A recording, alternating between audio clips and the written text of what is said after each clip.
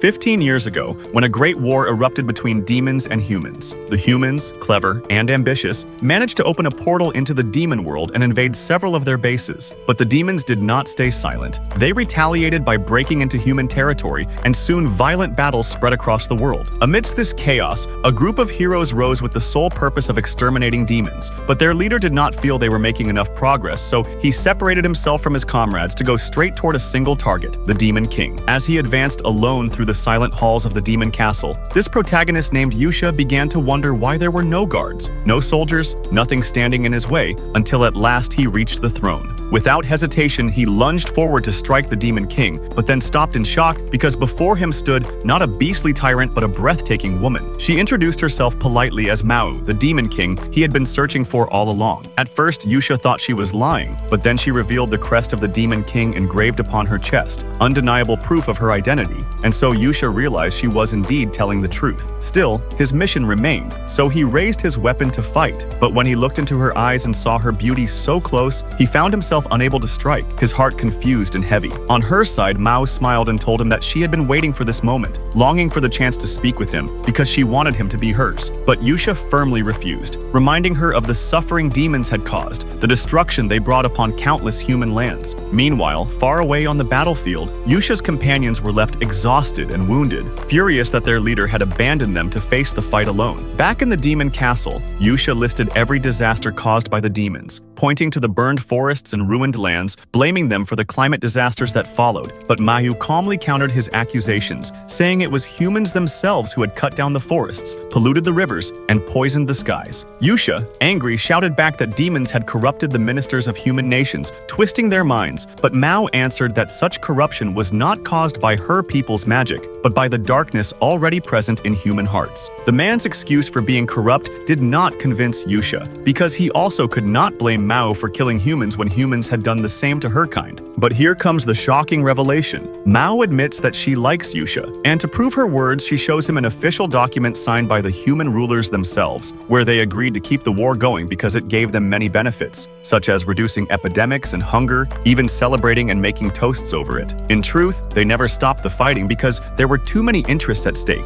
especially those of the Central Kingdom. Mao explains how the smaller nations have no fertile lands for farming, so their only means of survival is the financial aid they receive from the Central Kingdom, which only comes as long as they remain at war. Intrigued, Yusha asks what the Central Kingdom gains in return for doing all this. Before answering directly, Mayu invites him to dinner, where she gives him a special lamp that projects visions of memories. In those visions, Yusha sees how he once lived in the Central Kingdom, a place filled with luxury where no battles ever reached, and he realizes that this was the reward. By financing war elsewhere, the Central Kingdom kept its own land safe and peaceful. Mao then explains that she cannot stop the war because ending it would cause terrible economic problems for the Central Kingdom. Many people would lose their jobs, countless would die, and worse, the smaller nations would no longer receive financial help, leaving them without food. Soldiers, who only know how to wield swords, would suddenly be unemployed, which would trigger mass starvation. In short, peace would create a crisis far worse than the current one. Meanwhile, a blonde-haired warrior is shown talking with her assistant Archer, worrying about how to explain the disappearance of Yusha, since everyone might believe he ran away out of fear.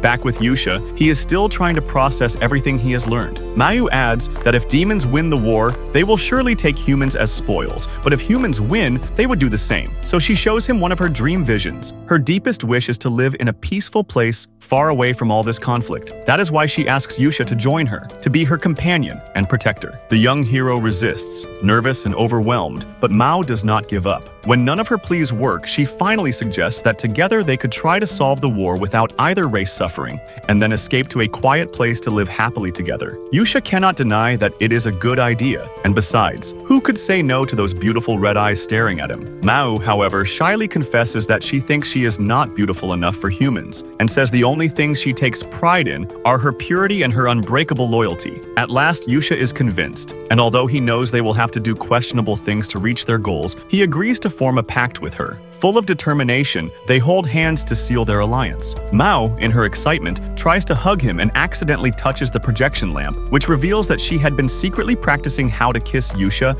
and even more than that. Embarrassed but hopeful, she removes her horns, which turn out to be nothing more than decorations, and then they set off on their journey together. At the same time, in a dark, unknown house at night, two sisters seize the chance to escape into freedom, dragging with them a past filled with pain. Returning to the protagonists, they teleport to a small, underdeveloped village called Winter's Pass to begin their reformist plan. There, they decide to use the help of one of Mayu's old acquaintances, an elder who had been by her side since childhood and even commanded her armies. This trusted woman advises them to hide their true identities from the village chief, so Mayu adopts the role of a human noblewoman known as the Crimson Scholar, offering her services as a teacher to the village children. Other nobles in the region were already teaching subjects like economy, agriculture, history, and geopolitics, while the world outside assumed that the hero had gone missing, which allowed him to walk freely without drawing suspicion. Both he and Mayu took residence in a luxurious but abandoned mansion, and from there they began to plan their reforms. Mayu had chosen this poor little village on purpose, because its lack of development meant there was plenty of room to improve, especially in farming systems. She explained that the current problem was the constant cultivation of wheat on the same lands, which exhausted the soil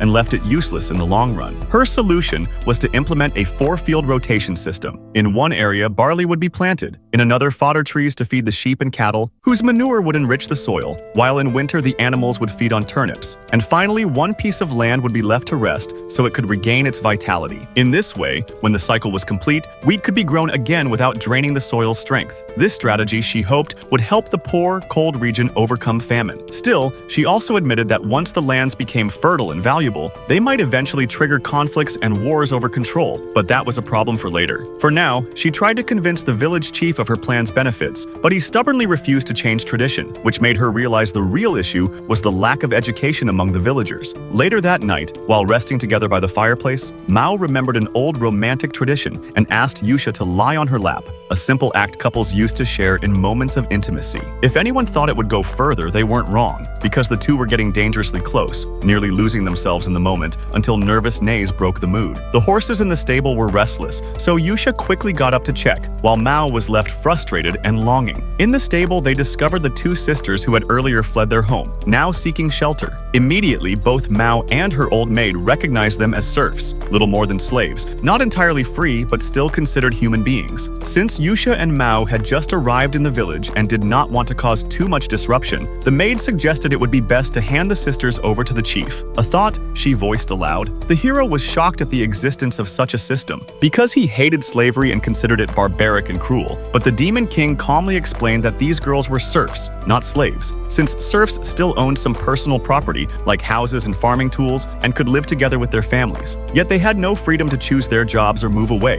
forced instead to labor endlessly as the backbone of the estates, and whenever runaway serfs were caught, landlords would simply be summoned to take them back, a practice the hero thought was far too merciless, while the female minister icily remarked that people without the right to choose were no different than bugs. And if these two stayed in the village, the situation would quickly become dangerous, though the Demon King, instead of contacting anyone, told the minister to fetch clothes and food so the sisters could at least rest for the night, which made the girls sincerely thank him and beg not to be reported in the morning, saying they were determined to flee to a big city and live freely. Yet the minister coldly crushed their hope, saying such escape was nothing more than finding another person to take them in. And as the hero tried to speak up, the Demon King raised his hand to silence him, while the minister continued lecturing that those who cannot control their destiny are no different from insects, though what he despised more were people who willingly chose to remain insects, then ordered the elder sister to apologize, so she bowed her head and apologized for intruding into the house, before suddenly asking how she could become a human being, and this time the minister did not scold her, only saying she need not bow so low.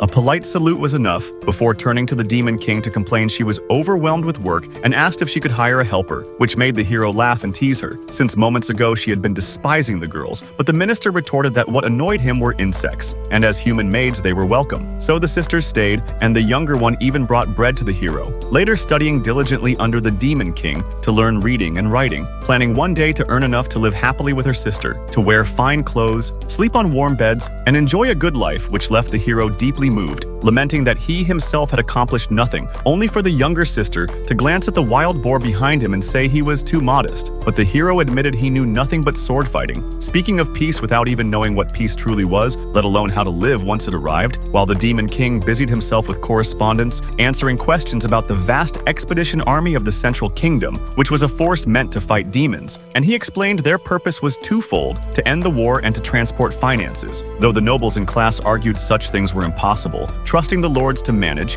and insisting the people would never go hungry, while the elder sister attending those lessons felt bitter, saying the nobles had never known hunger themselves, and the Demon King frowned at that truth, realizing that while he wished to spread knowledge, human children too were often arrogant, so the hero accompanied him to the village chief's house to continue teaching, and since he had persuaded some nobles, the people under them agreed to try his planting method, expecting to see results next year, and the Demon King even had a secret weapon to ensure success, and after 3 months of lessons the land truly sprouted new crops. The villagers began trusting the Demon King and greeted him warmly whenever they met, while the hero sighed that if only he could farm it would be nice, though whenever he put strength into it, he lost control, and when the minister asked if they had good news, their faces made it clear they didn't, later leading the hero to take the Demon King to the city of the church, where people of all ranks from nobles to serfs believed in the spirit of light, though the hero did not truly believe, yet on battlefields he always felt guided by the spirits, treating them as friends, describing them as kind beings who never knew how to refuse, and so he still had goodwill toward the church, which not only taught people reading and writing but even researched other subjects, giving it influence, surpassing the king himself, and the Demon King remarked that human scholarship and power had all been founded by the church, whose abilities he greatly admired. Yet as they entered the church chatting, neither noticed someone secretly spying on them through the window. Suddenly a nun burst in, declaring on behalf of the hero that he was a swordsman, and furiously shouted his name, and only then did the hero recognize that this nun was actually the female knight from his former party, the very companion he had abandoned without a word when he left to challenge the Demon King alone, something that had worried the knight and the others deeply,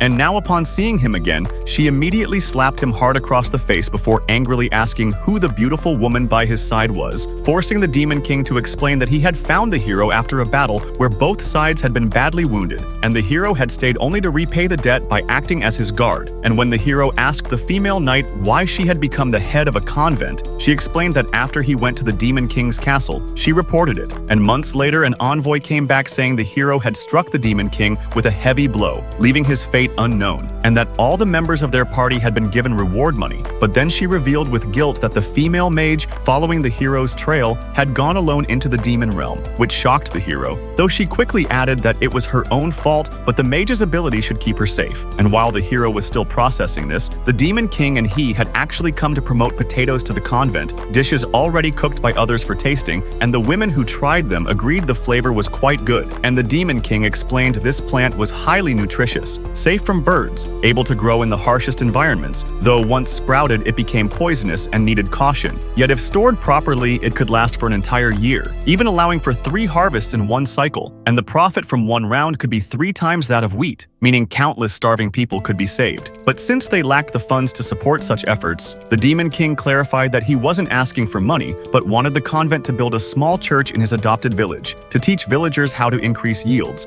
and ideally to spread such methods more widely through multiple convents so everyone could learn, declaring he did not seek fame or fortune, only to grow more food and end the wars. And the female knight was moved by his sincerity, agreeing to help and even planning to personally visit the trial village, leaving the hero feeling awkward and unsure, though the Demon King remained calm and warmly welcomed her.